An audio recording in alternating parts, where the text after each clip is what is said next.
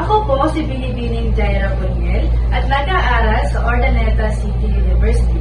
Handa na po ba ang bawat isa na makinig? Kung handa na, tayo na pong simulan ng ating kwento. Ang ating kwento ay pinamagatang si Aling Octopuda at ang 8 munting pugita. Ito po ay kwento ni Virgilio S. Almario at ikinuhit ni Jess Cabrera Jr. Bukod sa isang pugitang may 8 galamay, si Aling Octopuda ay may 8 panganay. Pero bilang inang pugita, tamad at pabaya si Aling Octopuda.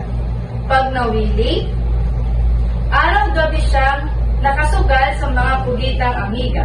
Kapag umuwi naman ng bahay, tulog na tulog buong araw. Kapag ang 8 munting pugita ang nagtatrabaho kahit bata pa. Sila rin 8 ang naghahanap ng pagkain nilang mag-anak.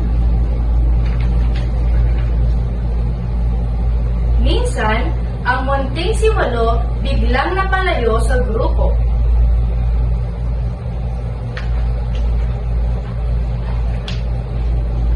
Hinahanap ng 7 kapatid si 8, pero talagang napalayo ito.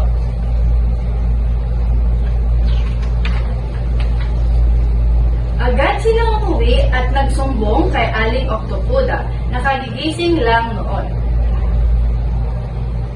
Siyempre, si Aling Octopuda ay kinabahan at dagling-dagling dinalugat ang karagatan. Isinama pa ang 8 kaibigang tapat para may katulong siya sa paghahanap.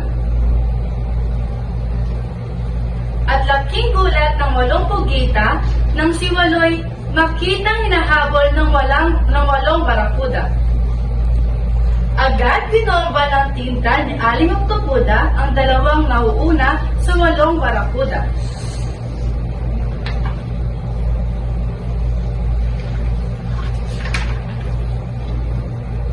Pinaspasan naman ng mga kaibigang pugita ang natitira sa 8 barakuda.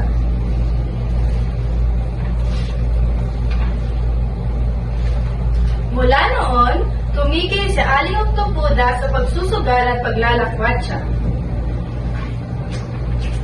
Araw-gabi, ang 8 munting pugita ang tangi at laging laman ng kanyang mata.